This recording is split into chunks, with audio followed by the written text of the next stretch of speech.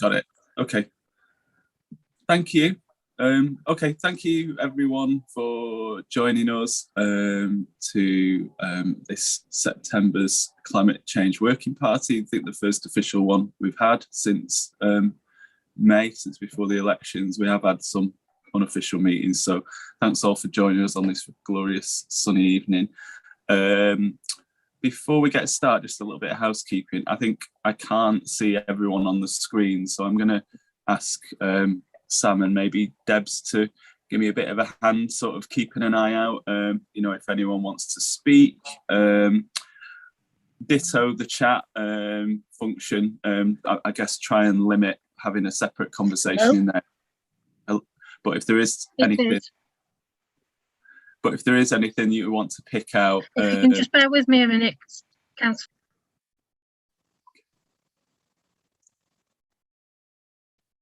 Sorry, just. Hi, Chair. Just carry on. Janet's closing the screen down in the background, which replays the meeting, so she's hearing everything twice. Okay, just fine. Carry on. All right, no problem. Yeah, as I was saying, we'll try and avoid having a massive separate discussion in the chat, but perhaps Sam, if you're able to maybe pick out any, you know, substantive stuff there that perhaps we can sort of pull out at the end of each separate session.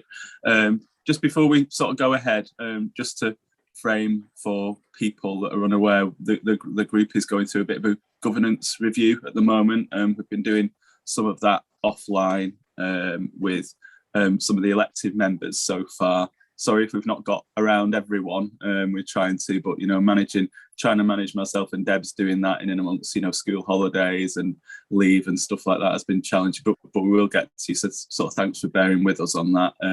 And if anyone needs to, please get in touch with Helen with availability. I think all the information you need is on the email that co-optees and councillors have been sent. So yeah, okay. On to the sort of stuff that we need to get to before we get to the main meeting.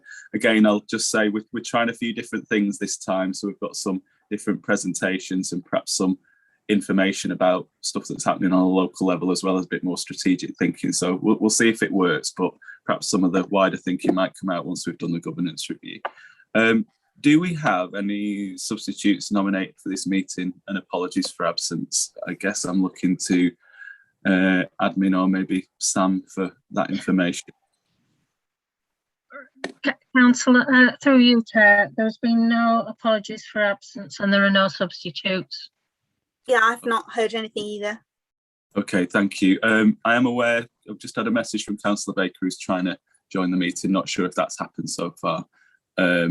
So maybe we could do that. Yeah, I'm not sure who he's messaged. Okay, members' interests. Just to remind members of the need to declare any disclosable pecuniary interests or any other interest they might have in relation to the items included on the agenda. Happy to sort of take that as and when items come round, you know, if you feel there might be something that comes up at the time. And admission of the public, so it's not recommended, sorry about that, as I said, hot day means the window open. It's not recommended that the public be excluded from the meeting for the consideration of items of business on the agenda. So welcome all, and welcome to everyone that's watching on YouTube as well. Not sure if anyone's had the chance to have eyes on previous minutes of the meeting, which was held way back on the 3rd of March 2021. Has anyone got any comments to mention about that? Or if not, would anyone like to propose or second that they are a correct record? I'm seeing Councillor Regan Dickinson. I'm guessing you're going to propose it, and Councillor Lynn to second that. That's fine. Okay, so thank you very much for that.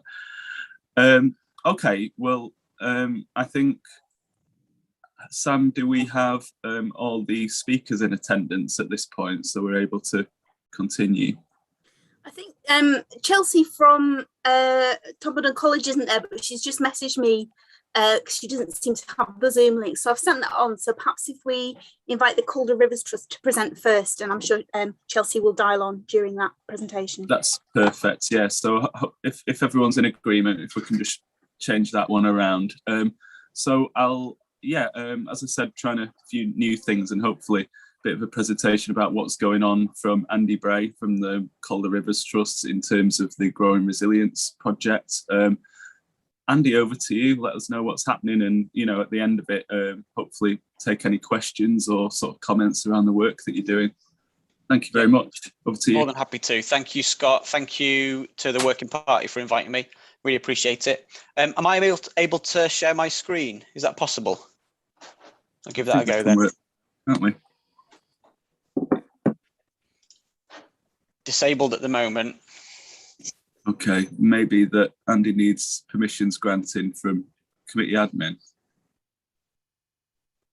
Hi, Janet. Do you want to make me the host, and I'll sort out the share screening rights? Thank you, Janet.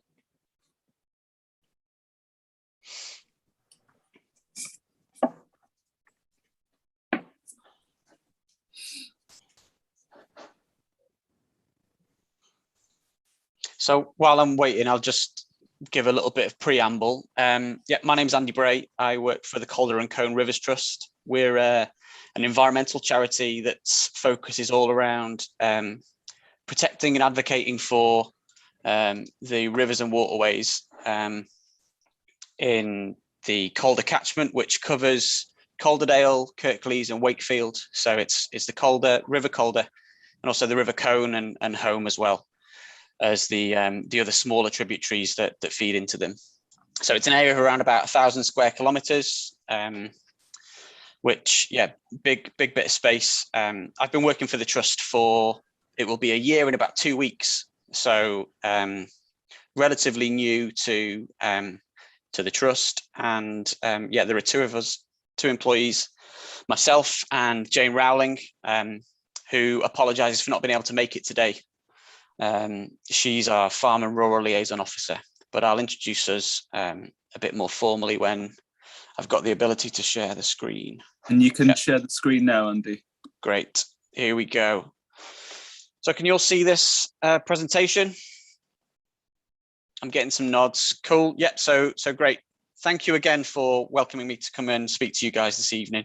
Real privilege. So yeah, here's a couple of pictures of me and Jane. We both have different backgrounds, but both from academia originally. Jane is an agricultural historian by training and by research, and I'm an environmental scientist and geochemist.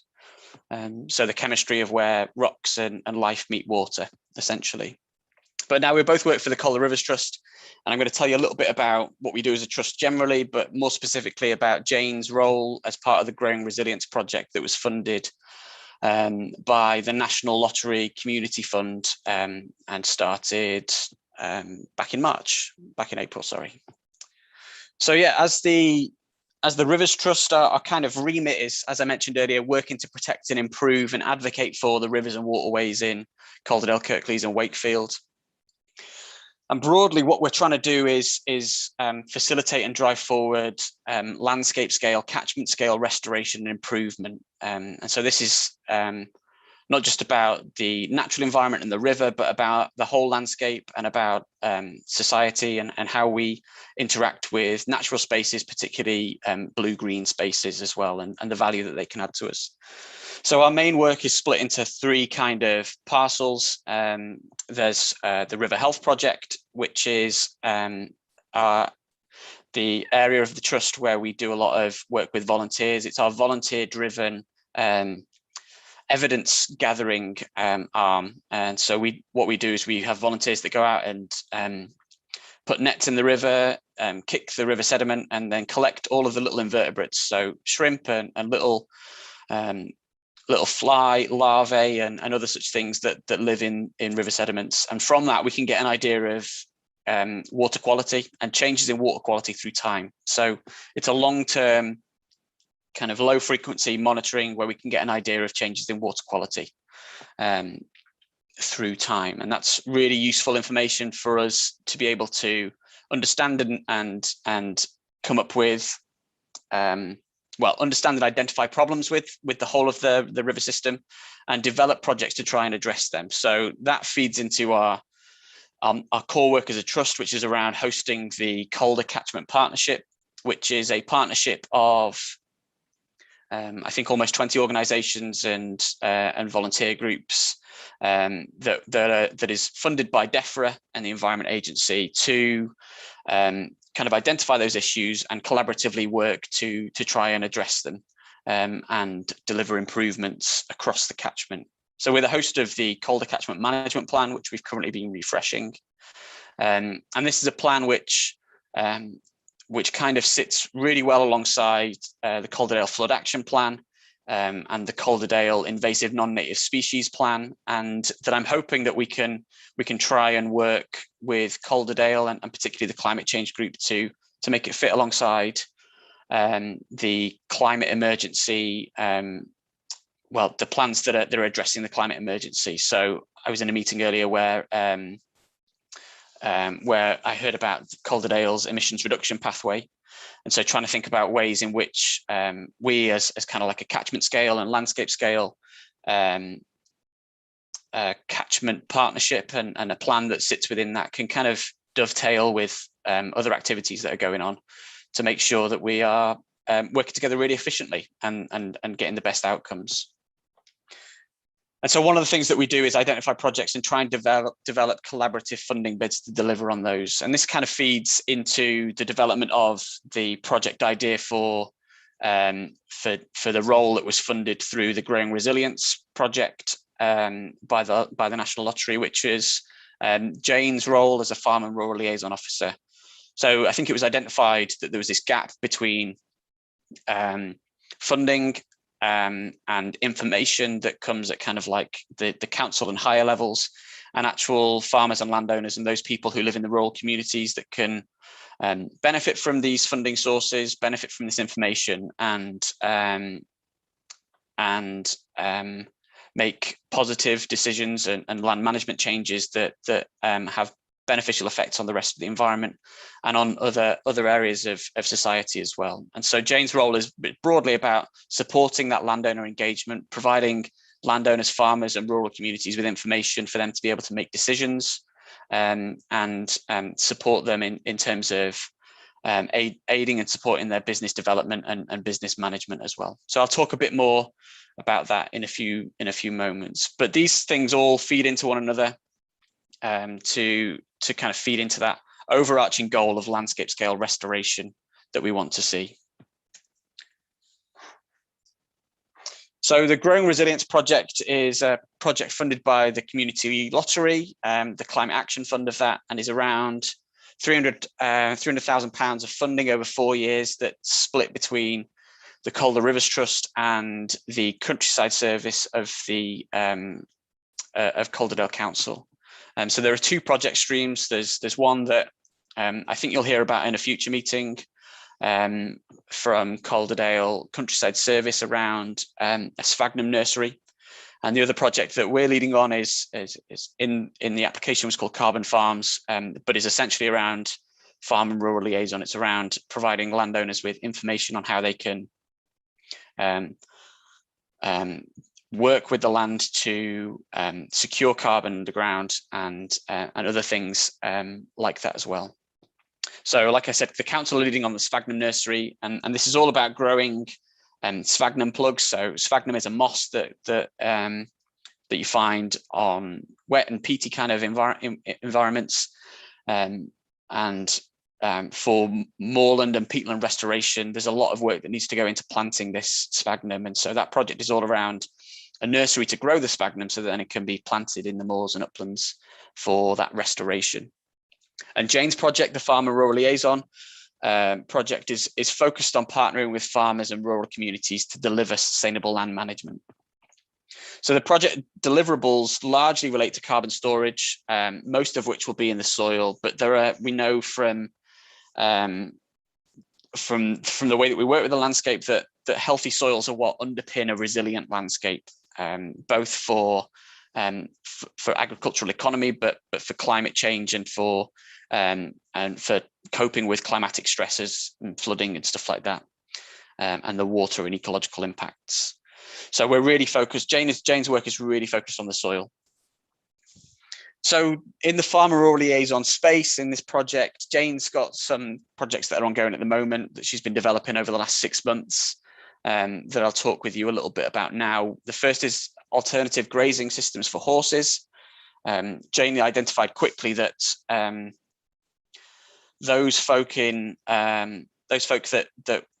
like to own and spend time relaxing with horses are often not included in some of the larger scale countryside stewardship and other land management schemes. And this is a real kind of niche for support and advice that can be given to those communities who work and live and enjoy horses, and particularly around about how they can be managing land in a way that has beneficial effects to the environment. The second is around kind of coordinating landowner engagement across the catchment, so that multiple people aren't going knocking on farmer and landowner doors and bothering them, and essentially leading to annoyance and rejection of any sort of interaction. And so I'll talk a little bit about that.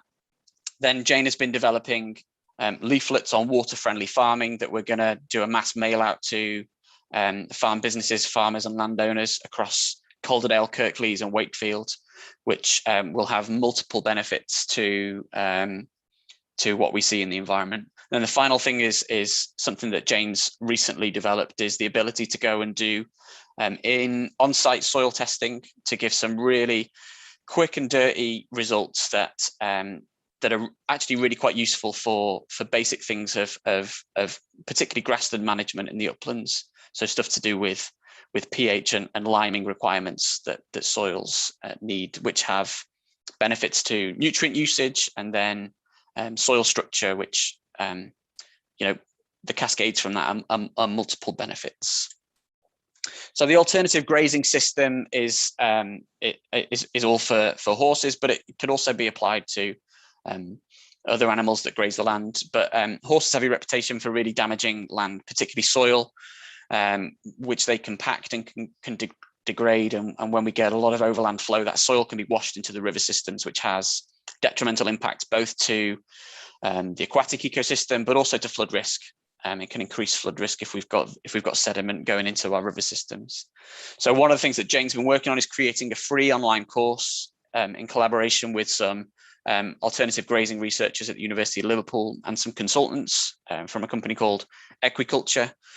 And what this course does is it provides horse owners with the information and the tools to make decisions about the environmental and welfare benefits of non-traditional grazing systems, so these novel grazing systems, and it also gives them the skills to assess the condition of their own soils. So this is a course that Jane's going to be launching at an event on the 22nd of October at Marsden Mechanics Hall, where there'll be speakers from the University of Liverpool and Equiculture, and a bit of a get together and an opportunity for us to speak in that kind of open forum. I'm happy to circulate information about that event if you'd like. I will drop my email address into the chat once I finish presenting, so that people can get in touch. The second project that I mentioned was the Calder Catchment Landowner Engagement Cooperative. So this is Jane's attempt at trying to pull together information from lots of different environmental organizations and initiatives, funding sources and information to provide farmers with kind of a one-stop shop of resource and advice to help them make decisions. So this is a partnership between organizations working with farmers and landowners across the whole of the Calder catchment. So that includes across Calderdale, Kirklees and Wakefield. And it aims to avoid engagement fatigue from farmers and landowners. So so that we can facilitate those organizations working together to provide farmers and landowners with bespoke information on areas that they're particularly interested in hearing about. So different themes and activities, for example, tree planting or hedge planting, soil aeration, farmyard advice, inns control, all things that have beneficial effects to the wider environment. So currently Jane's collating information on what different organisations can offer to landowners in terms of standing opportunities. But also Jane's going to be sending out more time sensitive information to this network of farmers that will be pulling together on opportunities like the Calderdale NFM landowner grant scheme, and other other kind of time sensitive funding opportunities, for example, riparian tree planting by the EA last year, and other such things that they can quickly respond to, and we can send them out to people who are particularly interested in hearing about those things. So the next step is around actually setting this work going, signing a memorandum of understanding between the organisations, and talking to landowners and giving them the information that we want them to be able to have to make decisions, putting the power in their hands. I also mentioned this water-friendly farming leaflet. This is about providing information to farmers about things that are both detrimental to the land in terms of agricultural practices, but also opportunities in which they can improve agricultural practices, or things that are particularly good for water, but for the wider environment as well. And so there'll be things in here about managing water courses, but also managing soils and grazing and invasive non-native species. And these are going to be distributed to farmers across the catchment. So that we've been talking to the Calder Greening team about whether there could be some support for this in terms of funding, and we've been speaking with the EA as well about supporting this and making this as effective and widespread as we can. And finally, just talk about Jane's capability now to come to a farm and do soil testing. Jane can test for soil compaction. She can sample soils, and here you can see an image of two soils side by side in these different chambers, where Jane's been measuring the magnesium content of those soils. So magnesium is a trace nutrient for plant growth. And you can see that the soil on the left has got loads of magnesium, which is this middle column, and the soil on the right has less magnesium. But Jane's quite easy. It's quite easy for Jane to do these kind of soil sample comparisons and give information then and there to farmers to help them make decisions. So Jane's got the ability to measure, compaction depth, pH, lime requirements, and other nutrients as well. And in the long term, Jane's hoping to build this into offering farmers bespoke soil sampling to complement whole farm advice, and helping farmers to establish baselines on their soils for them to be able to track their improvements, and to be able to kind of ground truth these in future environmental schemes and opportunities. So that's all I've got to present. I'll skip back to the title slide, which has got our contact details on it, but I'm happy to take any questions if anyone's got any. Thanks so much, Andy. That's really interesting. A really sort of important update about some of the specific projects that are happening, specifically around sort of farm and landowner engagement. I guess really important for just carbon sequestration issues, as well as flood resilience as well here in the valley. Sort of thinking about the Great North Bog and what it can provide in terms of, hosting some of that, carbon that needs to happen. Kind of made some of these points to the Flood Minister, Rebecca Powell, the other week about, parity for NFM and a bit more funding for, working with nature. So hopefully some of that went through. But anyway, I'll stop talking and see if anyone else wants to come in. I can see a virtual hands up from Finn. Hope I got that right. I can see nods. So Finn, please go for it. Yeah, I don't know whether it's any use to you, Andy, but the Climate Change Committee of the government had a session yesterday on land use generally, and it was recorded. It's only an hour long, but there was some experts speaking. So if you want, you can go back and listen to it. I just wanted to ask whether you come across any runoff of fertilizer or pesticides from the land onto the river, and whether you recommend organic farming as a solution or part of the solution towards climate change, because obviously a lot of energy goes into producing fertilizers and pesticides. Thanks. Yeah, thanks, Finn. Thanks for that head nod to the land use recording from yesterday. I'll give that a look. In terms of runoff from fertilizers, yeah, it's not something that I think is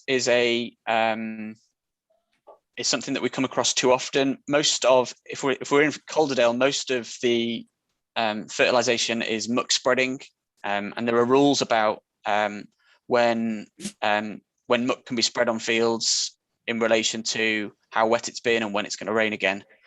And there's a range of time that you're able to do this. I think one of the main concerns for agricultural soils in Calderdale is that kind of fine sediment runoff where you've got soil erosion.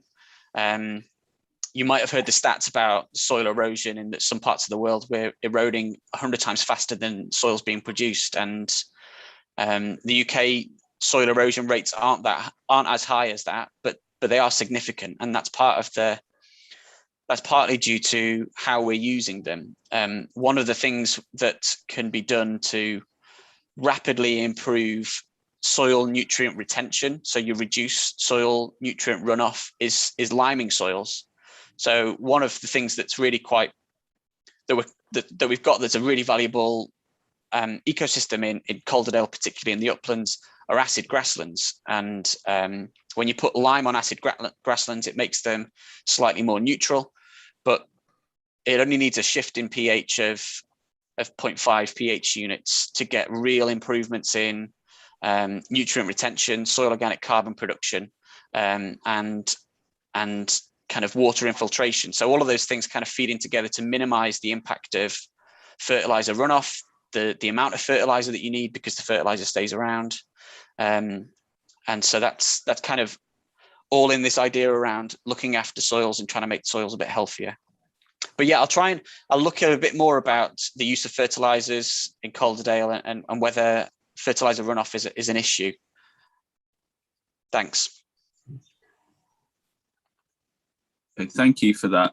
I think we've got Adrian and Anthony, and then we're going to move on to Chelsea, but from the Climate Challenge College. But yeah, Adrian, go for it. It was just a question, Andy. Great, nice to see you again. I'm assuming you can share the presentation with us, because I'd quite like to share this with my colleagues at Slow the Flow, because I know we've met you. You've been out to see us, but it's been good to see how you've kind of, you're developing the role and the work that you're doing. So thanks for that. But if you can share this with us, I'd like to share it with my colleagues at Slow the Flow, please. Yeah, more than happy to do that. I think Sam has a copy of it that she can share with you. Otherwise, I'll send it to you, Adrian. Lovely. Thank you. Thank you. So I believe the committee's team have actually listed it online alongside the meeting agenda. So I'll put the link in the chat. Thank you, Sam. Thank you. That's helpful. And Anthony, over to you.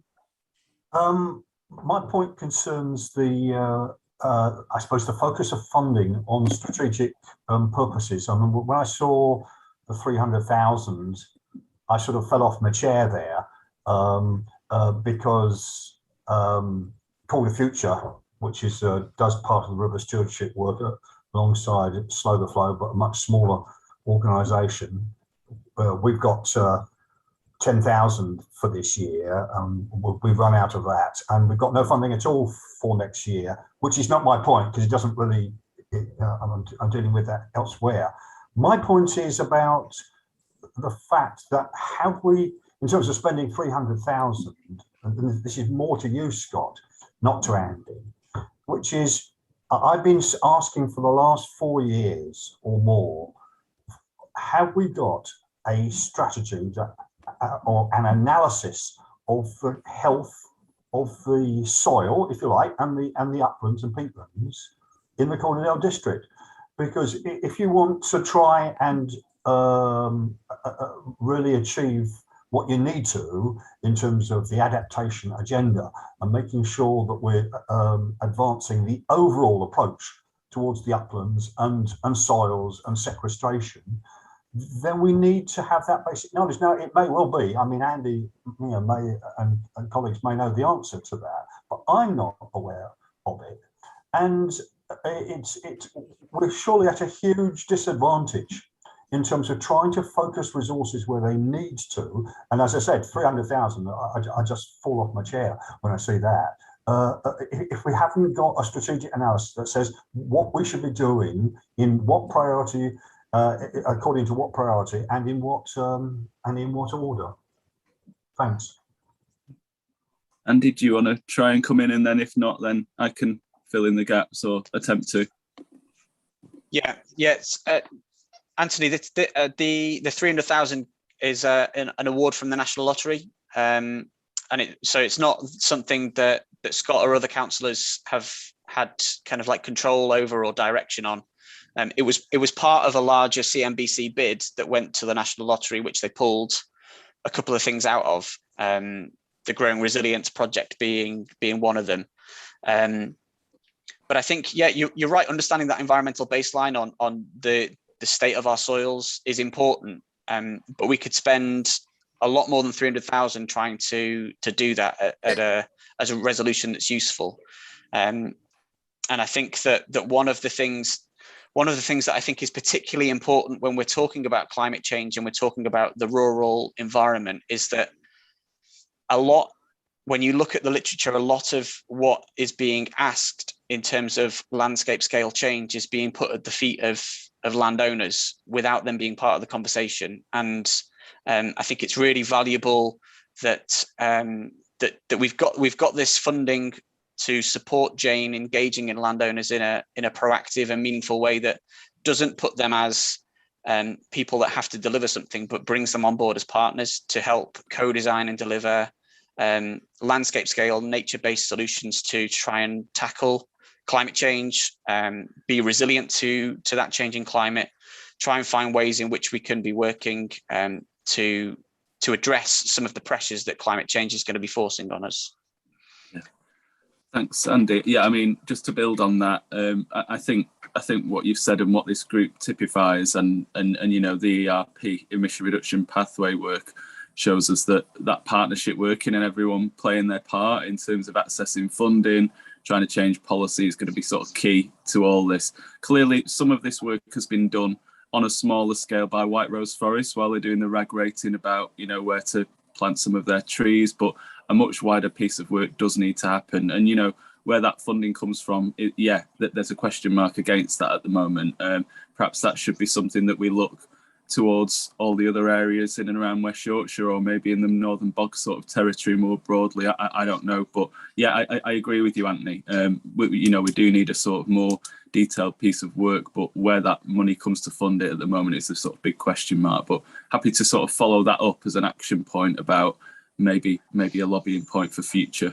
I'm gonna stop there on that one, and thank Andy again very much. That was really interesting.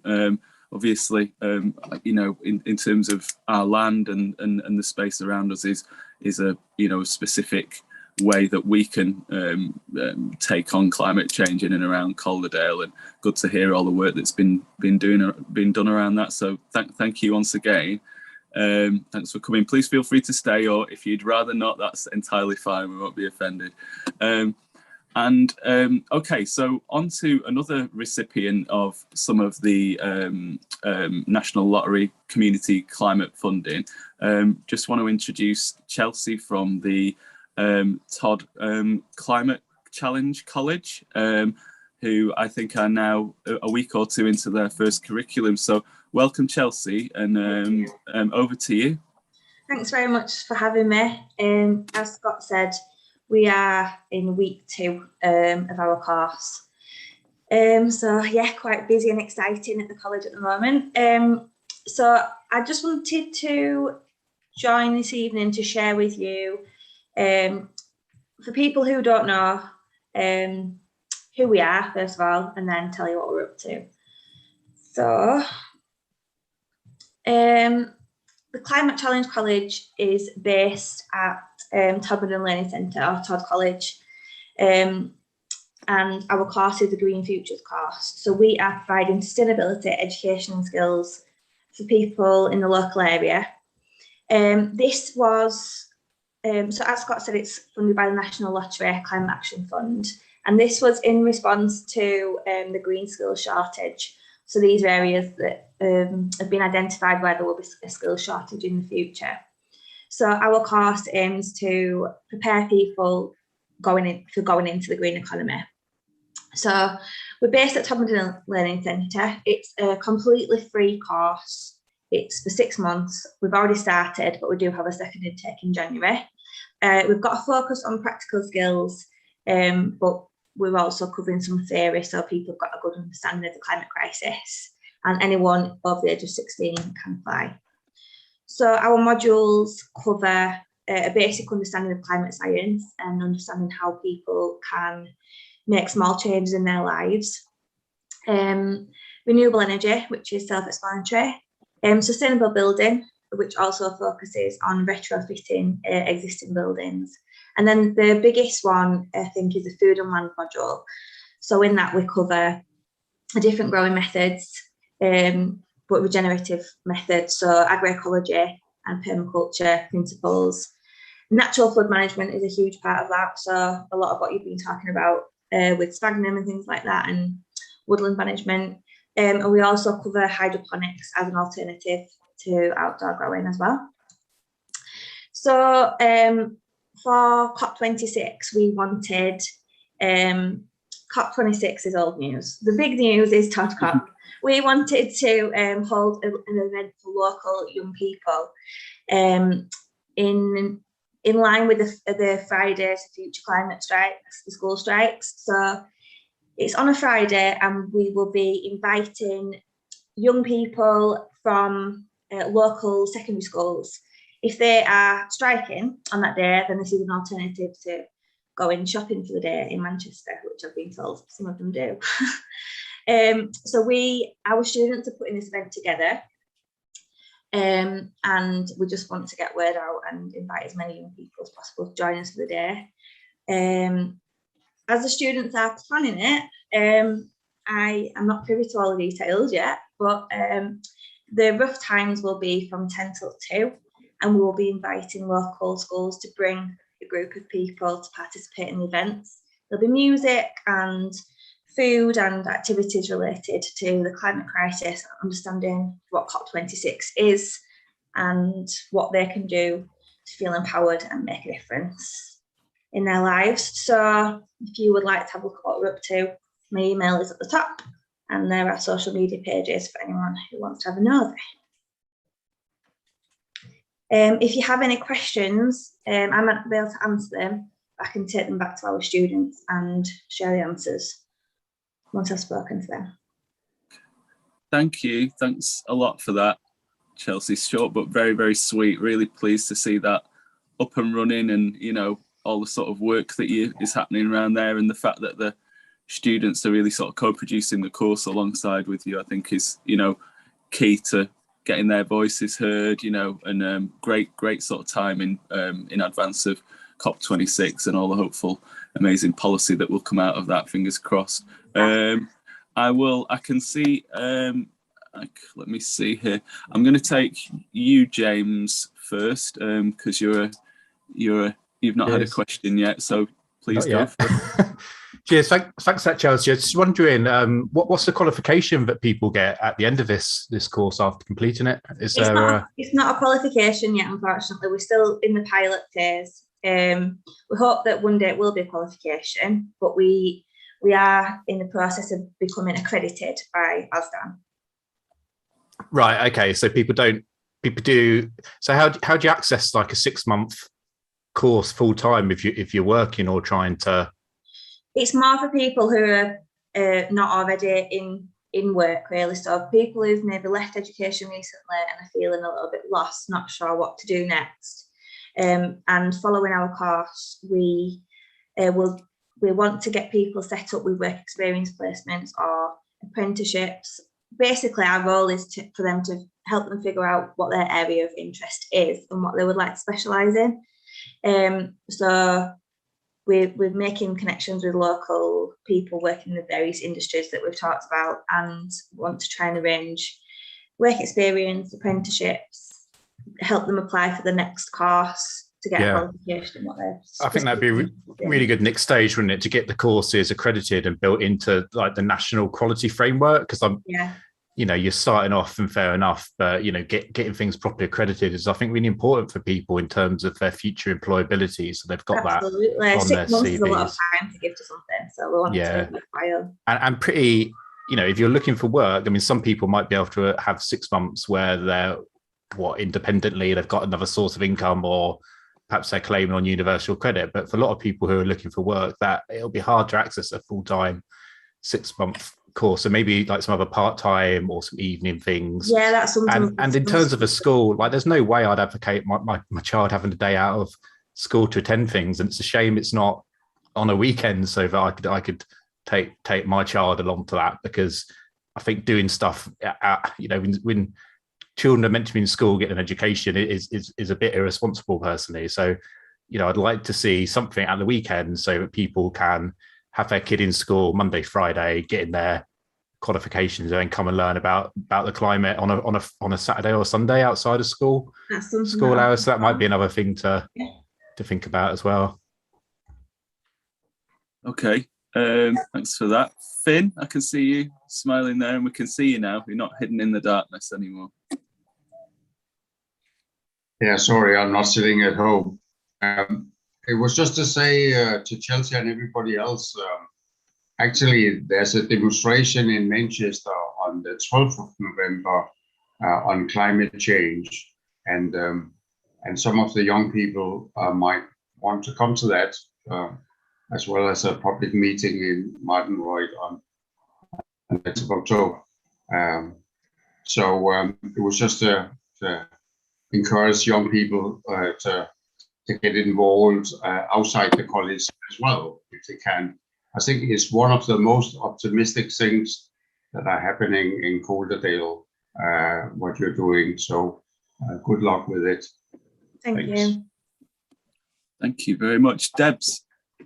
Yeah, it was just a question, Chelsea, really. I guess as we're a partnership group that's sort of trying to lead the work to achieve our emissions reduction pathway in Calderdale. And I was just interested in, is there anything we can do as a partnership to sort of support the work that you're doing at Todd College and at the Todd COP as well? Thank you. What can we do? Yeah. It might be worth having a chat with you one-to-one, find out a bit more about what you do and things. So did you manage to get down my email address? Yeah. So if you send me an email, we'll sort that out. Thanks, Deborah. Okay, well, I mean, I hope we can all get along to Todd COP. I'll certainly be there. Make a bit of a nice change to fireworks, which we want rid of anyway, because they're rubbish for the environment. Yeah, really looking forward to that event, and really looking forward as one of your sort of stakeholders within the Climate Challenge College to sort of see how your course continues to evolve, and how you and your students like design it away. And yeah, I think having aspiration for an official accreditation would be an excellent one, and I think you're in safe hands to sort of get along to that, which is really good news.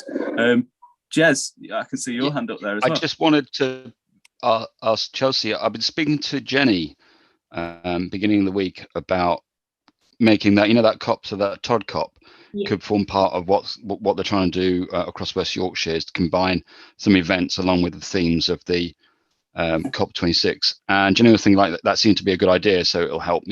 It's really great for that to go forward. But what I was also kind of keen on is, like, although it's going to be difficult to like, I suppose, advertise it out as saying, like, kids, if you want to drop out of school, come along to this, which I think Councillor Baker was probably rightly saying isn't necessarily the right thing you want to promote. But is there some way you could actually talk to Todd High and Calder High about, are there lessons happening on that day that might be suitable for them to spend an hour at the event? Therefore, it's actually part of their curriculum, as opposed to trying to just grab odds and sods that don't fancy going to school.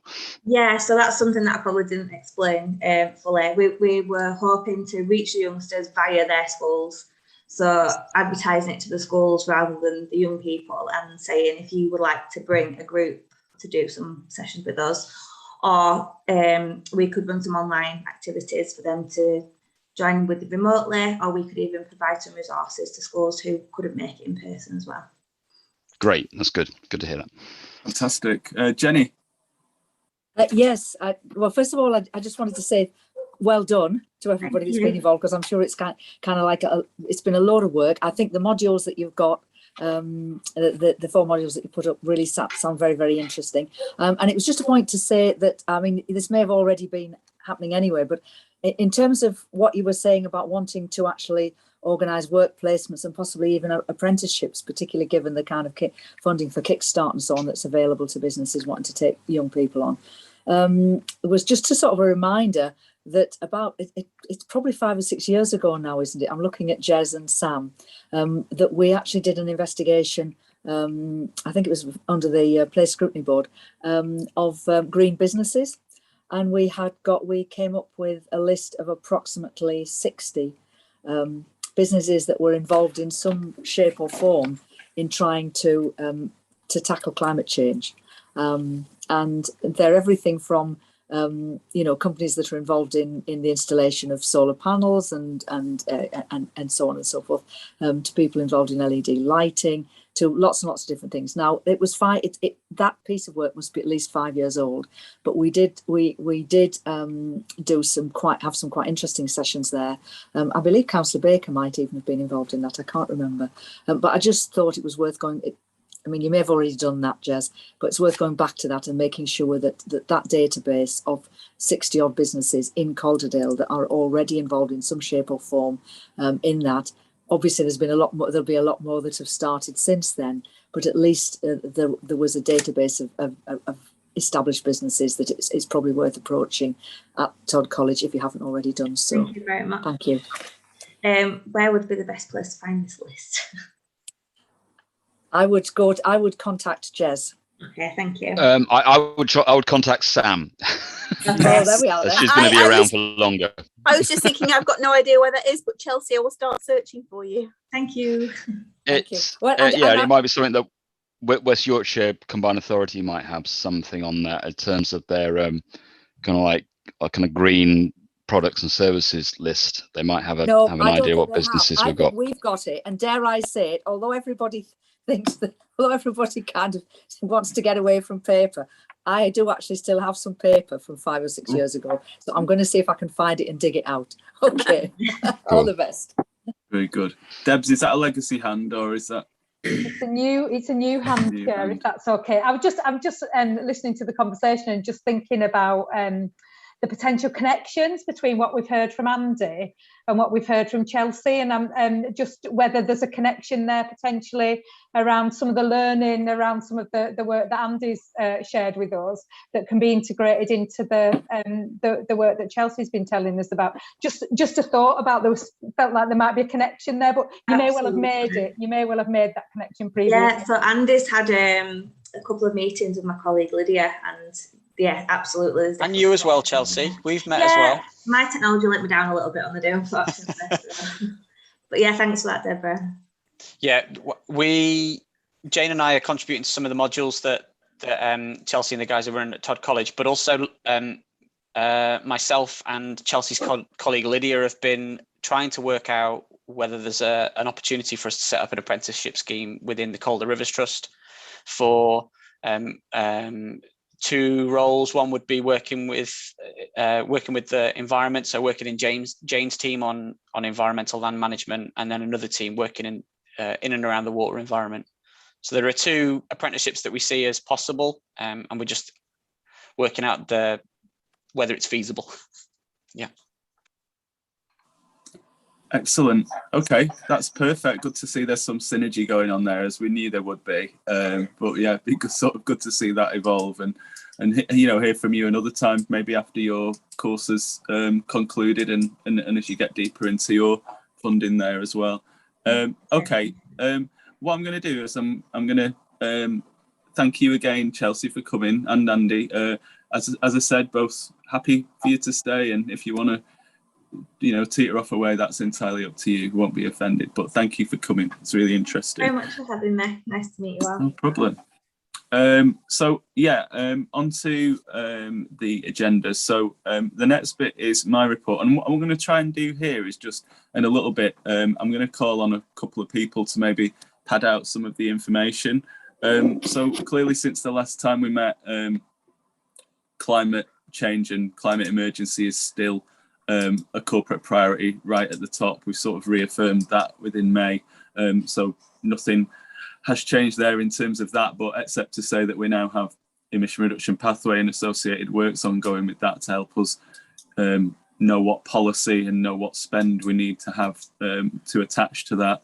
And I guess the other thing that's significantly changed is that we're now under a mayorality. We're now under a sort of a mayoral system after the devolution deal went through. I think perhaps still too early to tell about what the changes that will mean for what was once known as the Green Economy Panel, and I believe is now known as the Climate and Energy Board, which is now chaired by Tim Swift, the leader of Calderdale Council. I think we need to have the first one of those meetings, but an interesting time. And, you know, our carbon reduction targets of 2038, you know, both align. IPCC obviously recently has recommended that 2050, the national target, comes down to 2040. So that's helpful should national government listen to that. So we'll see what comes. Again, you know, COP round the corner, so who knows? A few unknowns, but we definitely are clear what the scale of the challenge is at this point. Moving on, we went and myself and Kat went along to the CCG governing body to do a workshop specifically around climate change. And I'm going to invite Stephen Cleesby at this point to just have a think about what your reflections were and let the board maybe know what actions came out of there. Can I do that at this point, Stephen? You can indeed, Scott. Thank you very much. Yeah.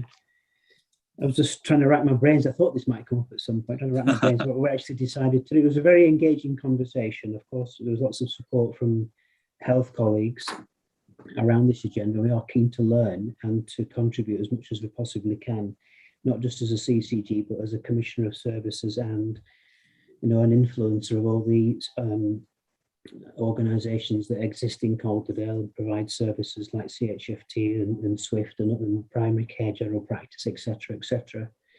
So I think the three pledges, if I can remember correctly, one was about upskilling and training. There is some, I think, training available, although it's fairly limited capacity, but we did pledge to take that to the governing body membership and to undertake that training. Then there was an offer to look at our, because we're going to move offices into the town centre from Dean Clough, and to make sure that our estate is fit for sort of practice in terms of its climate effect and its setup. And so once we do that for the CCG officers, we're going to try to take that and learn in our 2021 member practices and do the same thing. And then we found a pledge that we can sign up to, which the BMA has sort of launched for general practice in terms of how a practice should run, how it should organise itself to be as green as possible. So I think those are the three main areas that came out of the meeting, but it was engaging. Debs was part of the conversation as well, and of course yourself, Scott, and others. So thank you very much for coming and giving us a kick up the proverbial backside. No worries, and it was good to see that everyone was attuned into what needs to happen and that there was some solid actions and stuff taken from it that we can go back, I guess, and hound them with in 6 months' time. So no, thanks for hosting us. Aside from that, I believe upcoming are some talks with the private sector and trade that are being hosted by the West Yorkshire Chamber of Commerce, specifically around climate adaptation. I think that event's coming up in a week or two, so I will find the link to that and maybe put it in the chat, just cheering to see that people are having discussions across all sectors at the moment. We've been awarded, we've been nominated for an LGC award for response to the climate crisis, which is in a few weeks, how that one's announced. Will, I believe you were sort of part of the team that did some videos for that. What were your sort of reflections on the day and aware it's not happened yet, but I know you were part of that process. Do you sort of have anything to add on that? It's fine if you don't. I'm not sure. So me and my video was right after Council of Patience, where we talked around climate change, what climate change means, what we're scared about, what we're positive about. Hopefully we'll get it. I'm not quite sure of when we get the award, I'm not quite sure what we are awarded. It's just, yeah, I think at this point it's just nice to be nominated and be seen to be, you know, at least trying to tackle this in light of there being issues elsewhere. So thanks for that, and we'll see what happens. So, you know, good luck to Sam and the team. I understand the CFFC fund, the £1 million that we had, is starting to have some of the applications have come back through. A bit too early to share that. I think they're still embargoed, but from what I've seen, there's some quite innovative work in terms of building adaptation, transport, growing projects, and education. So hopefully we can bring a bit more of what's come out there, some quite significant asks, but some potentially quite transformational projects. So hopefully we can bring that along to the next informal meeting, or maybe provide a sort of briefing note in advance.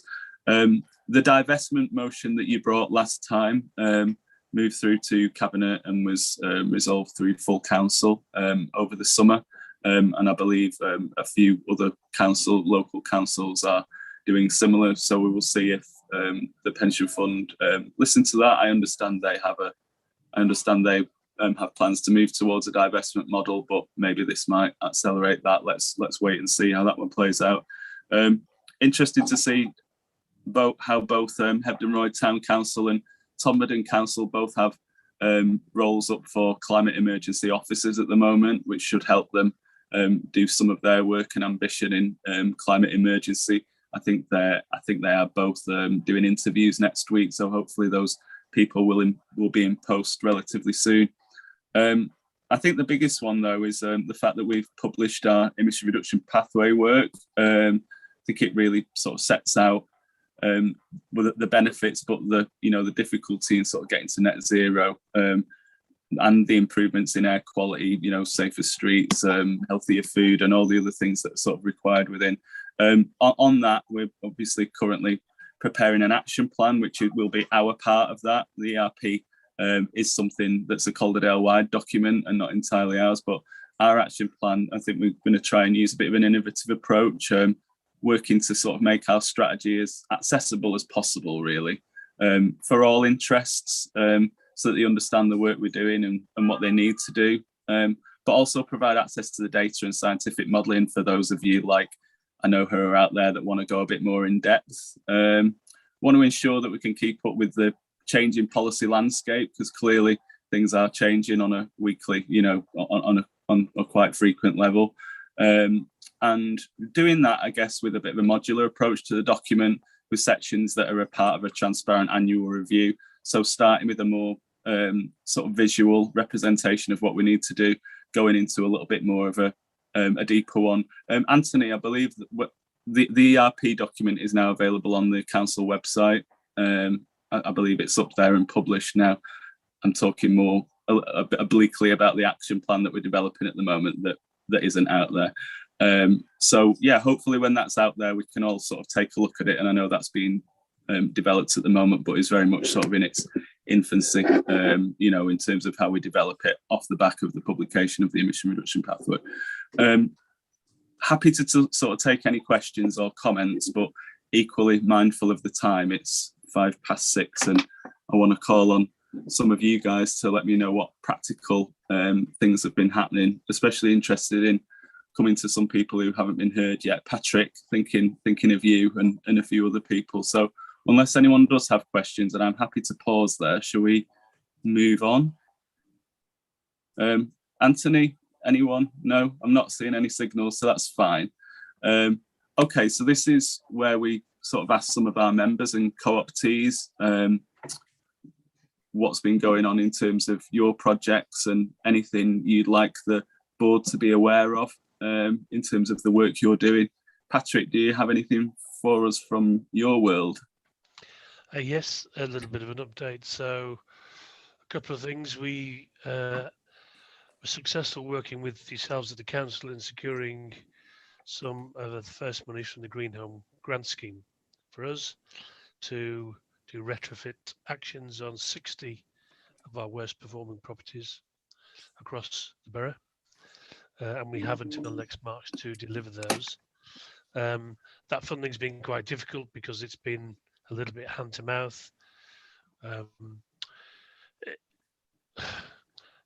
Curtailed by too heavy a bureaucracy at all points in it, really. But the government has recently announced the launch of the Social Housing Decarbonisation Fund, and this is proposed as £3.8 billion over 10 years. And this will come in waves.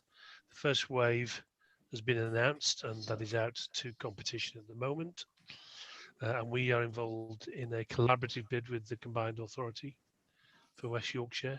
And again, our focus of our work will be properties in non-traditional properties in Calderdale. And there'll be a new wave as well next spring. It's £160 million nationally in this first wave, which is, spread quite thin. That goes up to 300 million in the next wave, and also the subsequent waves. And it's our intention at Together Housing to be, if we can, about 2 years in advance in terms of our own planning, in terms of the projects and schemes we want to invest in from a retrofit perspective, so that we are in a very competitive position to draw down as much of that funding as possible. And Calderdale will be a priority area for us, because this is the area, because of a lot of system built properties in the 60s and 70s, we have some of our worst performing properties. The other thing to mention is I think I've mentioned previously, I lead for the West Yorkshire Housing Partnership on solar PV and battery systems, which were identified as part of their work as a means for reducing carbon quickly if rolled out at scale.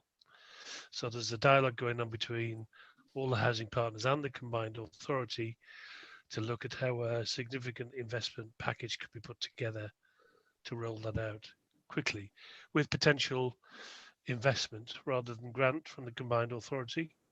Is one of the things that's been under discussion. So that's investment for public good, effectively. So over the next few months, we'll try and pin that down. It's something we together are pushing forward quickly, and the kind of commercial package we've been able to put together would allow all the electricity to the participating residents to be brought in at about 20% under best in market. So really desirable, attractive scheme, but it needs obviously investment to put the stuff up in the first place. Okay, thank you. Thanks for that update, Patrick. Will, I don't know if you've got your hand up, but I'm aware that there's a little bit of an update. That might be a legacy hand, or there is an update specifically that's yours on the next item. Shall we wait for that while I very, very briefly just come to Adrian Horton and just put him on the spot for a minute? I think, you should be telling us about what a fantastic award you won over the summer holidays for, some of the incredible mitigation work you do. Wasn't gonna mention it. No, I didn't think you were. So no. Now you can go on. Well, I've got just a few things that I just wanted to mention, and I put that award at number 5 right at the end. But I'll start with that. So yeah, we were very fortunate to be awarded the Queen's Award for voluntary service in the summer, which was amazing, and we were very chuffed and very happy. And then we had the presentation by the Lord Lieutenant, Hardcastle Crags, about 2 months ago. And it was terrific. So, it goes to, every single one of the 1,000 volunteers or so that have worked with us over the last 5 years, who have all played a part in one form or another, including 1 or 2 people on this call. So, it's been great. It's fab. On that front, volunteering has started again at Hardcastle Crags. If you are blind to our social media feeds, which some of you might well be, we started again. We started about 2 months ago doing balsam bashing. We're now back building leaky dams again, which is blinking marvellous. So yeah, we've been at Springwood on the road into Hardcastle Crags, building some dams. It's fantastic. Please come along if you haven't already. And we're not going to stand over you with a crack in the whip and saying you've got to build leaky dams. Please just come and have a look. Join us on a Sunday morning, 9:30. Next one's on Sunday, this Sunday coming. Just come and have a look at what we do and come and see how it works and come and see the real tasks. You know, we're probably heading towards 650 leaky dams at Hardcastle Crags now, which anecdotally is having a fantastic effect on the water flow into Hebden Bridge. And it's been observed, and Andy picked this up earlier about sphagnum. It's been observed because of the change in the ground, the flora and fauna that's occurring because of the water that's coming out of the channels, finding that sphagnum is starting to form and grow on the valley floor around certain areas of Hardcastle Crags, which is fantastic. I mean, it's we'd like to take the credit for it, and maybe it's happened because of the leaky dams. Someone far more qualified than I will be able to judge that far better than I can. But that has been observed, and those are the kind of things that we're really quite pleased about. We've also appointed 3 new trustees, 2 educational trustees who are in the process of formulating some learning materials for local schools, primary and secondary schools, which we will hand to the schools to use as part of the national curriculum. There are 2 teachers, one works in special education and one in secondary education. And they've made a real contribution. They've only been with us about 4 months, and they're making a real contribution to pushing the educational side. Because after all, that's what we are. We're an educational charity, and we've managed to recruit 2 wonderful teachers to push this out. We've also really excitingly taken on a new fundraising trustee as well. Now, the lady herself has not been with us for very long, and she's just kind of get your feet just sort of under the table, but we are now looking at ways of fundraising and swelling the coffers, because there's so much that we want to do, there's so much we want to fund, and I think we've not had the time or the capability or the expertise necessarily. Time, I think time is the big thing there, to try and get some of this money that we need to do some of the work that we're doing. A couple of very other quick things. We've got a presentation. We're part of the, we're actually Mayor Pat Taylor's Charity of the Year in Todmorden this year. And she's organised, when we're all in the process of organising an event on the 1st of November to push our reach up to the Calder Valley. Because we're very aware that we're very Hebden Marthaboyd centric. And the poor folk in the outer reaches of Calderdale, not intentionally ignored, but we can only do so much. So we are having an evening on the 1st of November at Todmorden Town Hall with Tree Responsibility, with Todmorden Flood Wardens, and with someone else. I'm going to be embarrassed because I can't remember who they are. But anyway, that's all being developed as we speak. So if you can make 1st of November at Todmorden Town Hall, we're going to be talking about how we can promote what we do. Obviously, funding is a massive issue, which takes me back to my previous point about appointing a fundraising trustee. But we have to do that. We have to do some fundraising. But the first bit is to tell people up in the upper reaches of the Calder Valley what we are up to, what we're doing, and how they can contribute to natural flood management and the impact of climate change. And lastly, if you didn't know, and I don't know this is actual public knowledge as such, but we'll all remember the wonderful Don Grier-Cond who ran Tree Responsibility. One of the things that we've been developing with Tree Responsibility is a memorial wood with Tree Responsibility. I mean, it's Tree Responsibility. Not going to mind me telling you about this, but they've located an area up in Charlestown, which is been funded by Tree Responsibility wholly. And we've got a weekend, or they've arranged a weekend, if you haven't seen mails about this at the moment, the 30th and 31st of October, which is a tree planting day on the Saturday, and then a get together, a big social get together in Hebden Bridge on the Sunday. It will be there to celebrate Dongre's life. We all know how much of a contribution she made over 25 years in this wonderful valley, and we're going to have this wonderful memorial wood to mark her life, and you know, it's going to be planting that weekend. So if you're in their links, and if you're in their kind of mailing list recipients, you'll probably already know about this. If you don't know about it, please do consider coming along on the 31st of October. We're going to do lots of publicity about it. We're going to, you know, plant, I can't quite remember the numbers. It's hundreds of trees. It's not a huge plot of land, but it's somewhere that we can mark Dongre's life and commemorate Dongre's wonderful, you know, contribution to what she did. And I just wanted to make mention of that as well. And that's me finished, which is not bad for me, is it? 10 minutes. Well done. Well done. Whistle Stop Tour. Fantastic. And yeah, I think if anyone wants to go and see the legacy of Dongre's work, I would just invite people to go and have a little wander up Gorpley Reservoir, just for a very sort of visual impact of some of the tree planting that she's, you know, helped to spearhead. Yeah, definitely. What she's left behind will be a lasting legacy. And I'll see you there on Sunday, Adrian, with my boots on. So hopefully that'll be good. And do come down. It's as onerous as you want it to be, but it's amazing to see some of the work that you've done there in Hardcastle, Craig. So thank you. Cheers, Scott. I'll just add as well, on behalf of some members of the group around that I missed in my report, around the work we've done on placemaking.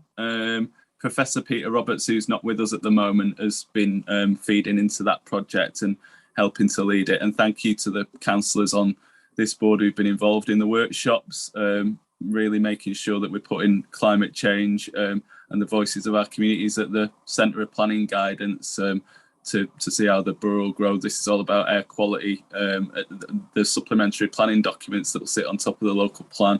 Not hopefully on top of the local plan, but you know, will be built in within the local plan. And I think how we're doing that is really different, and hopefully will be innovative and make that a robust document at the end. So thanks to everyone who's helped to feed into that work. Okay, so unless there's anyone else, I'm not seeing any other hands at this point. I believe our next update is, I'm assuming, from you, Sam, on the carbon neutral fund, or is it Jez? Yeah, I think you may have stolen my thunder slightly on this, Scott, but just to say that applications closed, I think, on Monday, and I've just had a first little preview of the projects that have come in. Obviously, we haven't chosen which projects will get the funding or not. CFFC have an award-making panel who will be reviewing them and making decisions. But there's a really exciting mix, everything from building refurbishment through to growing projects, through to really creative community outreach approaches, and transport projects as well, which I was really excited to see some community transport projects put their hand up for some money.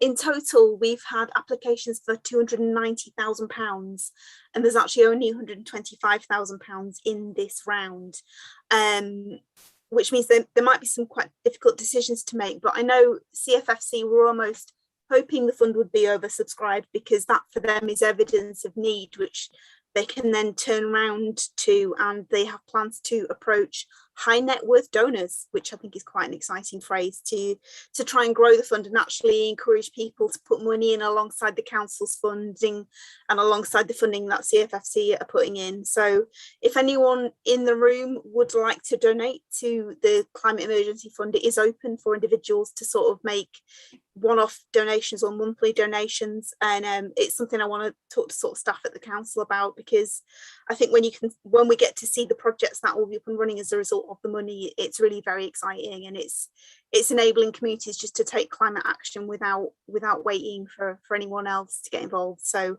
yeah, we'll do a proper report next time on the projects that I've got the funding when those decisions have been made, but it's really exciting to actually see that funding start to go live. So I just wanted to share that with you. Fantastic, thanks for that, Sam. And yeah, be really good to perhaps share how we can make those standing orders or donate to that fund, maybe accompanying press release or something that I'm sure is being developed anyway around this time. But yeah, thanks for that update. Is there sort of anything more to add around the publication of the emission reduction pathway that I missed that you would like to feed in on?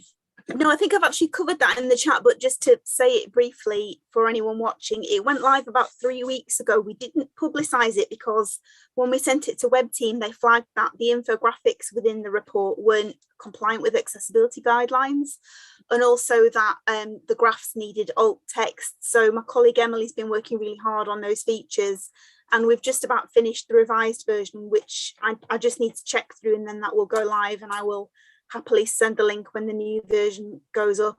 The existing version is up there now, so you can go to the climate emergency webpage and download it and have a read.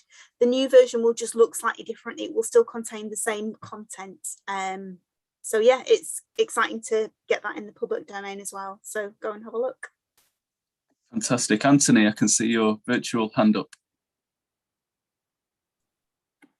Thanks.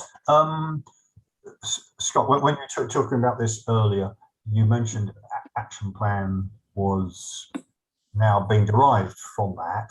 Pardon me if I didn't hear that, but did you put a date on when that might be available? And one other date to bear in mind is February the 9th, 2022, less than 5 months away, is 3 years since the climate emergency, the Calderdale climate emergency was declared, and it's obviously going to be important to show what's been achieved, but even more importantly, that what's going to be achieved, or what it intends to be achieved, and over time scales and so forth. And let me just add one further question to you, Scott. In my message letter to Tim Swift yesterday, I was asking about Mayor Tracy Brabin's plan, which apparently is to be published in October. Is anybody aware? Oh, sorry, I suppose the question is to you and to council officers. Are you aware of what it's going to say? Have Calderdale been involved? I mean, presumably Tim, as the lead, has been involved in that. So I'm just wondering whether it's going to come as a surprise, or presumably come as a surprise to most people, but will it, to what extent has Calderdale been involved in its preparation? Because this obviously then leads through, doesn't it, to February and then on to 2022. No, that's a good point. Thank you. So, I mean, in terms of the action plan, no, obviously no firm date. I think probably some details to be worked out in terms of consultation and the resource needed to, manage some of that consultation.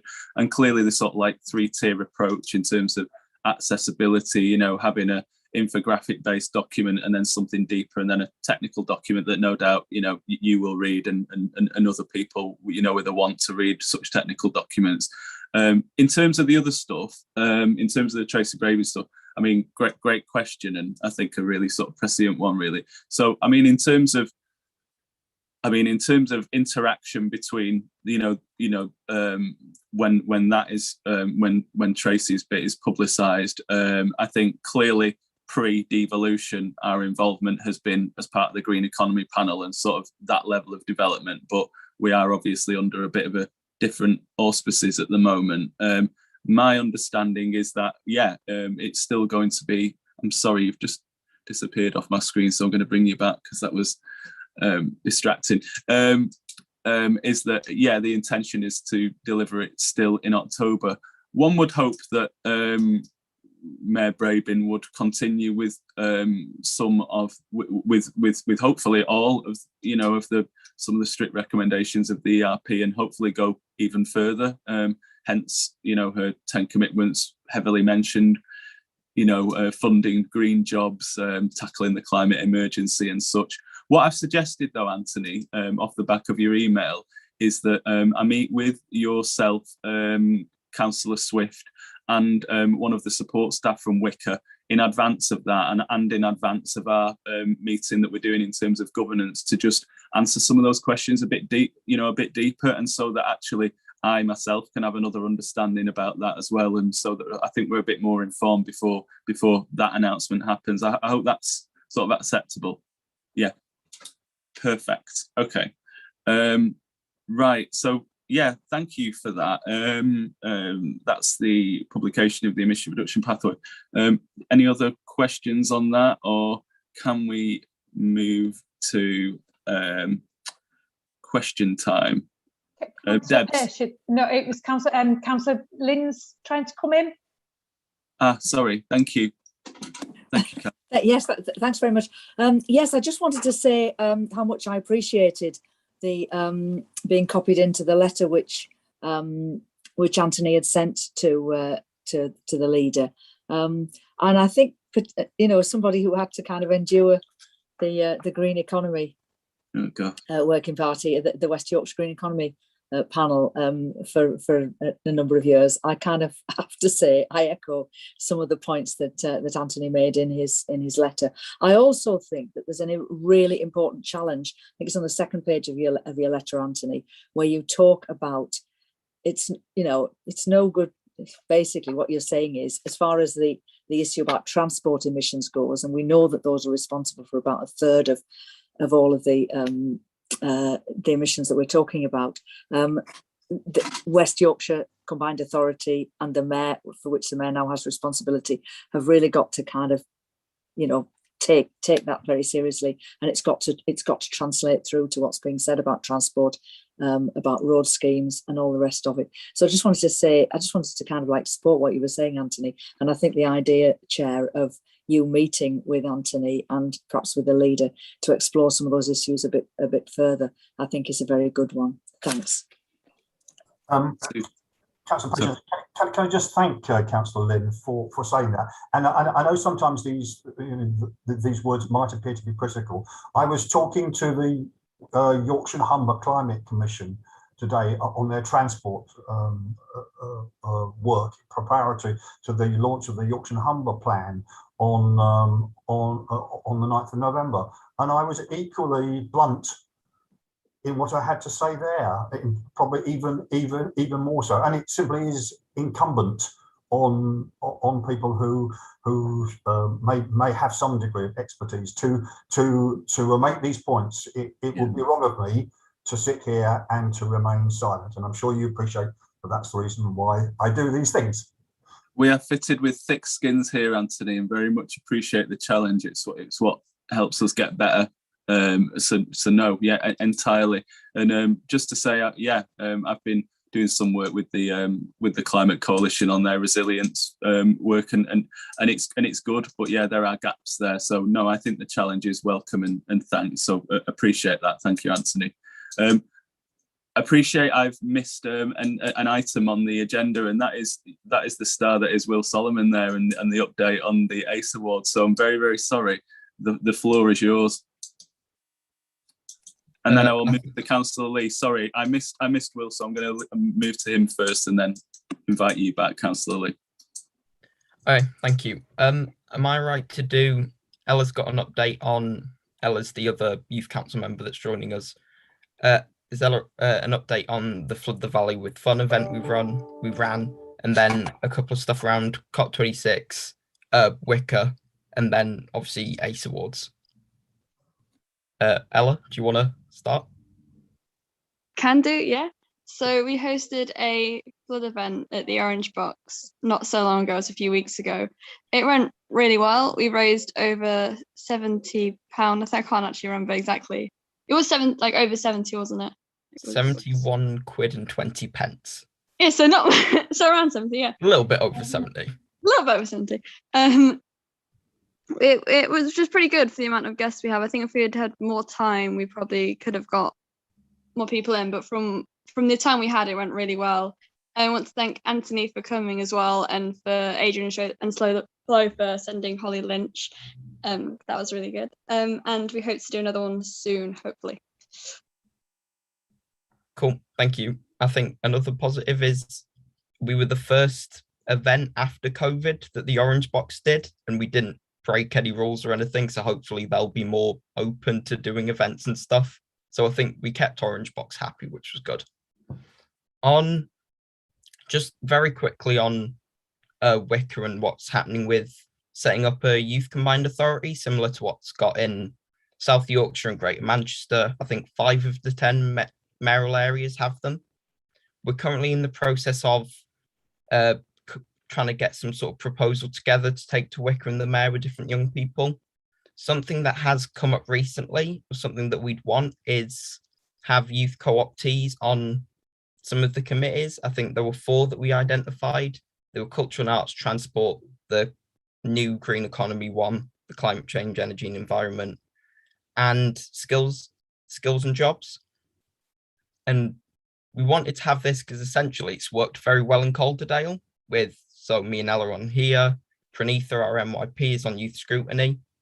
And something that came out of the Sheffield City region, we managed to speak to them about what works and didn't work, was they wanted more, I suppose, access to offices in the Sheffield City region. And obviously a lot of the work we've done from the Working Party has been with Sam and Jez and Kat.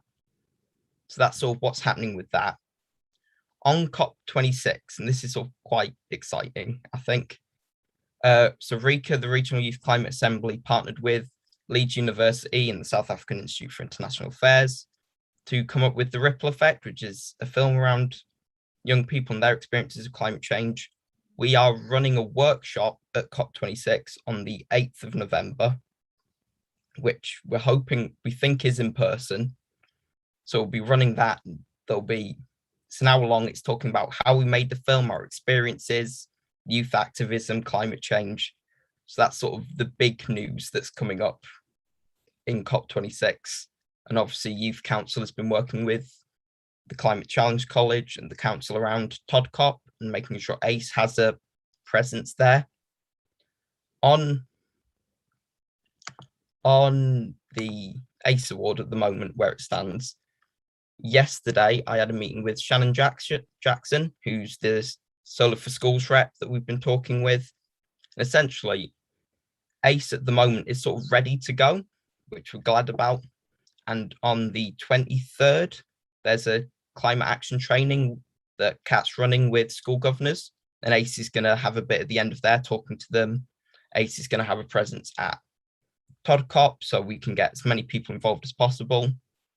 I do think the hope with TODCOP is to get schools to sort of make it a school trip, because it's very rare that something like this happens, and it's that important to learning wise and educationally, also just generally in enrichment. So that's going to be happening. ACE will, and something that we're sort of glad about ACE and happy that's going to happen, it will always be developing, and we're talking with Leeds Deck, which is, I can't remember what DEC stands for. I'll get back to you on that. It's about, they've created a climate curriculum that sort of weaves climate change into the sciences, PSHE, RE, maths, I think English has got them. So we've worked with different partners, we've worked a lot with the council, and it's just sort of getting it out there now. And hopefully we'll get some ACE schools by the end of the year. And I think that's sort of where we're at the moment. There's a lot of stuff going on with different aspects and trying to link everything together, but we're very excited around COP26 especially, and launching ACE.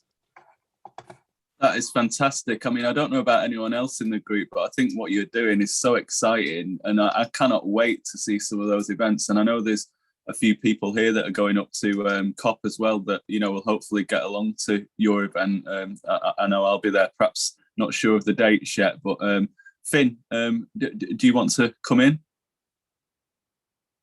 You're just on mute at this point. Thank you. It was just to say that whether or not you're coming to Martinroy Community Centre on the 10th of October, basically we hope to raise enough money to send young people up to Glasgow for COP26. You can give a contribution if you want. One of the speakers on the 10th of October will be a young person called Jude Law, who walked from Heaven to Bridge to Tottenham to highlight climate change, and he collected over 100,000 signatures, so it has to be debated by Parliament, etc. Hazel, who's on this call, by the way, is going to chair that meeting, and Calderdale, TUC, and others, along with Alan Simpson and Todd College, will be speaking. So you may want to come to that if you can, but the important thing is also to give money to young people to be able to go up to Glasgow. Thanks. Thank you. That's very interesting. We know about Jude. We talked with him a little bit, and yeah, that'd be great to come along to that. We'll see who's doing what that day. The actual workshop date is on the 8th of November. I'm not sure what times it is, just if anyone's about and wants something to do for an hour. Yeah, give us some work to do and we will do what's needed. Will you send the details to everyone in this group? And that sounds just brilliant. So yeah, we'll await that with anticipation. And yeah, Finn, thanks for that heads up about the other event in Maiden Road. Make sure I'm there. It's a 1-minute walk from my house, so I've got no excuses to avoid that one. Thank you. Thanks so much for that update, Will. Thank you, Councillor Lee, for being patient. I can see your virtual hand up there, so over to you. Thank you, Chair. It was just to say that I too received Anthony's letter, but earlier on it wasn't for me, and I think anybody else to mention it, because he's here at the meeting, until he did. And I do think there are some very, very intelligent, as one would always expect from Anthony, and important points in that letter. And I had expected it because of its importance and the very great importance and relevance to Calderdale of Tim Swift being appointed as the chair of this Wicker Committee, that it might have assumed greater proportions in this evening's agenda. Now, I know you as chair had an agenda set out. We've had to follow it. But I think whilst it might be acceptable to you, Scott, to deal with this in the way you've described, I think that we ought to do better than that. And the members of the committee, at the very least, ought to meet and talk about Anthony's points, because I think they're very important. And my agenda, the thing that I want to talk about, that I believe that Tim Swift should be putting forward on behalf of Calderdale, are much bigger issues which are presently mitigating against improving air quality in Calderdale and indeed the rest of Wicker, but in Calderdale, which is what we're concerned with. And it'd be nice to think that we could all have a better discussion, so that as a group we can brief Tim Swift perhaps better than your suggested remedy. So that was it. Thank you. Okay, no, thanks for that. Thank you for that suggestion, Councillor Lee. I mean, clearly Anthony sounded happy with the proposal that I made, and I think perhaps off the back of that we could maybe have a wider discussion at the next intermittent meeting about what came out of that, and perhaps pick up some of the issues that have come from that discussion, B, from the governance review, and C, from the first climate and energy meeting. Happy to talk to you about that, but I think you said it at the beginning, unfortunately the agenda was already set, so didn't want to give the poor committee admin any more headaches than they currently have with me as chair, but appreciate your point, and hopefully we can take that forward to our next meeting. Councillor Baker and Councillor Lynn. Thanks. I just really thought that was a good suggestion from Councillor Lee about somewhere in which we could have a bit of involvement into feeding into Tim and Tracy on the climate action plan, because I only found out from Anthony's email that was when it was being published. And I know for other things that she's done as mayor, she's done a call for evidence, because I submitted some evidence recently to one of her consultations. I know she's consulting on the crime plan.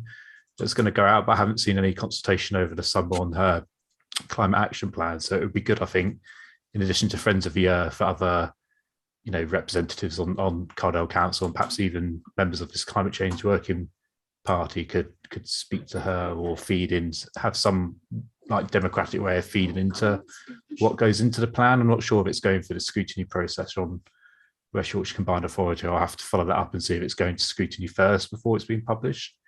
But I thought Councillor Lee's suggestion was quite a good one. If we can, not sure when in October it's doing and when we're next meeting, whether there'll be time to squeeze it in somehow. But if there is any way of doing it, that'd be appreciated.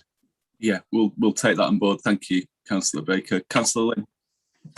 Yes, I just wondered if I could put in a shameless plug for an event that Calderdale Interfaith is organising. I've been one of the 4 council representatives on Calderdale Interfaith Council for a number of years, and during the kind of the lockdown, one of the things that the women's interfaith group convened by my friend Perveen Hussain has been really concerned about was really to try to look at the ways in which the faith communities were responding both to the COVID emergency, but also to climate change. And so I'm pleased to say that there's going to be an event to be held in Halifax Minster on October the 14th, really on different perspectives, the different perspectives of different faith communities to and responses to the climate emergency, which in fact is a key issue for all of our faiths. Dr. Anand, who's one of our members of Calderdale Interfaith, has done a tremendous job. Councillor Roisin Kavanagh has been working with him and Perveen and others on pulling together an agenda. So it's just to keep an eye on that, an eye out for that. And I guess the people that we're hoping will be attracted to that are people from different faith communities to really just sort of up the ante in a way on the climate emergency amongst people for whom faith is important. But equally, by the same token, I hope that some of the people on this call who may not be involved in any of the faith groups might like to come along and find out what the faith groups have got to say about the climate emergency. So just a plug for that, really. Thanks very much. Always like a shameless plug. Thank you, Councillor Lynn. Have you got the details for that you can share in the chat or maybe circulate? Yes, we can certainly ensure that they're circulated. Thank you. Okay, perfect. Thank you very much. I can't see anyone else. So I know Hazel has been, I know we're about to move to question time, but before I do that, I just want to take this opportunity just before, in case any of us do run out of steam, to, I know he'll hate me for this, but to put Jez Tweed in the spotlight here. Jez, as many of you know, has sort of been with the authority maybe about 13 or 14 years and has led the environmental management team. And you've got only a couple more days left in the authority, and then he's off to pastures new across the border to Trafford. So just to say, I've only been working with you, Jez, for 3.5 years or something, but it's been an absolute pleasure, and you're going to be absolutely, sorely missed, and we honestly wish you all the best of luck for the future. I mean, sorry to say, you're going to have to continue seeing me down the allotment while I collect my eggs. So you're not going to be able to escape me entirely. But thank you for everything you've done. Thank you for putting up with my mad whims on this group and some of the changes I make on an ad hoc basis. But just to say thank you from me. Yeah, over to you. Maybe you want to say a few words. Oh, I didn't say it's been great working with Calderdale Council and with the members and attendees around the table here today. It's such dedication, commitment to working on the climate emergency, and coming together from various different areas of the borough is really, really inspiring. And I think it kind of really helps us as officers to keep working, knowing there's so much strong support in the work that needs to be done. If I could find half as much commitment and kind of direction in where I'm going to, I'll be really impressed. And so thank you very much for the work you guys do.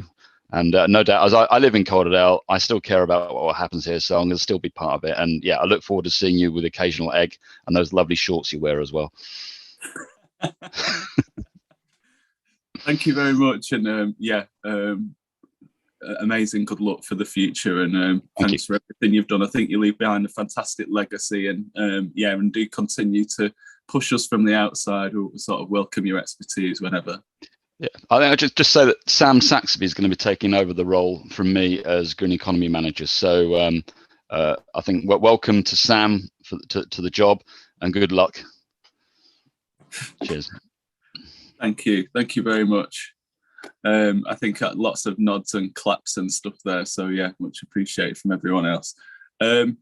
Okay, moving on to question time. Hazel, you are currently in the dark and muted, but if you'd like to step into the light, do you have a question to ask this group? Maybe we can answer it for you. Yeah, thanks very much. For those who don't know, I'm from Calderdale, Green New Deal. So the question kind of comes from us all. Anthony kind of covered the first part, which is what's the timescale for the publication of the Climate Action Plan. The second part is how do you envisage the engagement looking, and how can the public get involved in the consultation process? We'd really love to get involved in that, but also to help share that so that you can reach other people through our social media networks. Okay, perfect. So I guess I'll try and attempt to answer that, but Sam and or Jez, feel free to jump in if I've sort of missed anything. I mean, the first part, I mean, the second part kind of dictates the first in a way, because I think to do some of that engagement we'll need, it does have a resource implication. And I think, you know, our team is sort of small at the moment and is very, very busy in delivering on a lot of projects, as well as looking for opportunities to sort of bring in money, you know, to bolster our sort of climate work.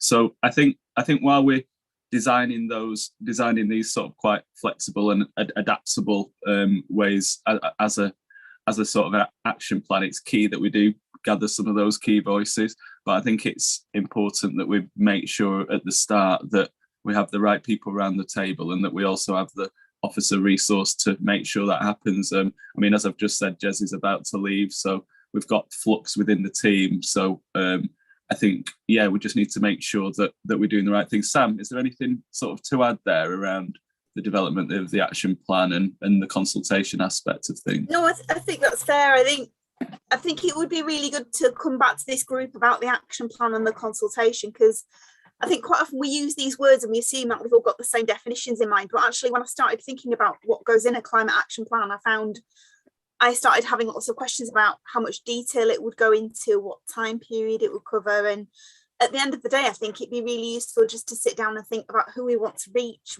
with the action plan, because that then might define how complex the language is, you know, how much detail we go into and what we do with it once it's published. And I think I'd really love to do more consultation on climate, but again, I get into a bit of a sticky situation where I start sort of thinking, well, if we do a consultation, what expectations are we raising, and then what can we deliver? And also, are we starting to tread on the toes of other people doing consultations, like transport colleagues or people running town boards? So I think, again, it would be really good just to have an open session where we sit and do some planning and say, what should that consultation look like, and where does the consultation feedback go? Because I don't want it just to sort of sit with me as a climate person. I think the whole council needs to be listening to that. So to do it properly, I think we actually, rather than just launching straight into it, we need to do some thinking.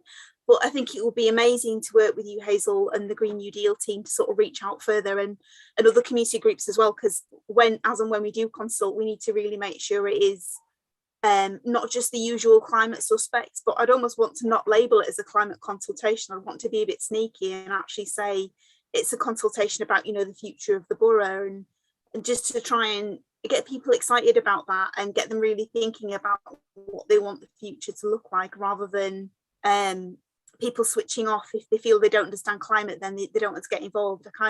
I'd rather sort of turn it on its head, and I'm sure you might agree with me in some ways. So maybe at the next informal meeting or some sort of interim task, we do need to get a group together to do a bit more planning around this. I think I would find that really helpful. So that's my thoughts, I guess. Is that helpful for you, Hazel? Or is there anything else you want to sort of add around what we've said? Yeah, if I don't know if it would help, but if you would like a representative from our group to be involved in that, so that we can support you and help you and think about ways it could meet the public, we'd be really, really happy to do that. That's great. I think as well, what we need to be mind. Oh, sorry, Janet, you're waving there, so I will allow you to come in. I think it was because of me. Was it Janet? Was it because of me? Sorry, Councillor Patience. Thank you. I can't see all the screen. Thank you. No, it was me. I'd put my hand up. I was going to make the same suggestion that Sam did about us having a conversation about this at the next informal meeting of this group. But I also just wanted to sort of mention, I guess, that in terms of the emissions reduction pathway and the development of an action plan, you know, we're really clear, I think, as a council that we're going to need to be different if we're going to stand any chance of achieving our climate reduction, our carbon reduction target. So we have been having some conversations within the council about how we need to be different, and it needs to be, and the move really away from this being something that Jez and Sam and Kat do, to being something that every single person in the council contributes to. So it was just to make that point. So in terms of engagements on the plan, then you know, we need to be exploring how we can integrate the engagement on the development of the plan into the way we engage with communities generally, as Sam suggested. And then the final thing I just wanted to suggest really, or mention, is actually the really critical bit of this as well. So it's really, really important that you know, partners and communities contribute to the development of the plan, but much more important than that is that partners and communities contribute to the delivery of the plan, because ultimately this is a plan that no single organisation can deliver, but that we all need to be working on. So I think the suggestion, Hazel, for you and your team to be involved in those conversations is a really, really good one. But it does feel like it's a really meaty conversation, Councillor Patient, that we could do with having either as an informal meeting of this group or as a special meeting of this group to really make sure this group is actively involved in the next stages with that plan. No, I think you're right, and I think it's crucial that, you know, having looked through climateemergency.co.uk's list of action plans, is they are all very, very technical documents, and that's, I think, great if that's your bag. But clearly it's not everyone's, and it's not necessarily something that's accessible to everyone. So if we do want to provide action plans that, you know, on a sort of three-tiered process that are accessible for people, and as Sam said, aren't just for people within the climate world, then I think it's important that we make sure that we do that, you know, sort of consultation in step with the community. And, you know, we have good relationships already. So yeah, hopefully we can have a substantive sort of conversation about how we do that and how that's managed. Yeah, Hazel. Yeah, just to say, like, if you give the public ownership of this plan by involving in the consultation, that will help you get them involved in the delivery of the plan. Yeah, for sure. Okay, so what we'll do is we'll go away and we'll think about how we manage that sort of in between the time frame of official meetings, and see if we can run some form of workshop or one-off event to help sort of manage that. So I'll go away with Sam and Debs and we'll have a conversation about that, and perhaps have some options about how we manage that going forward, just as an initial conversation. I can't see any other hands up, and I've already embarrassed Jez. So shall we, and I think we've got 10 minutes, so shall we claw that time back? Oh, maybe 6 minutes, so sorry, not that great, but thank you all for your input as usual. Thanks for your challenge, that's always helpful, and appreciate you coming out again on this virtual world, and hope to see you again in the real world at some of the events that are coming up, namely Will's event, you know, Todd Cop, the event that Finn mentioned, that's coming up in Mythenroyd in early October. Thanks all for coming. Thanks for your input. Thank you, Jez, and see you next time. Cheerio. Thanks, Chair. Good luck, Jez. Cheers, everyone. Thank you.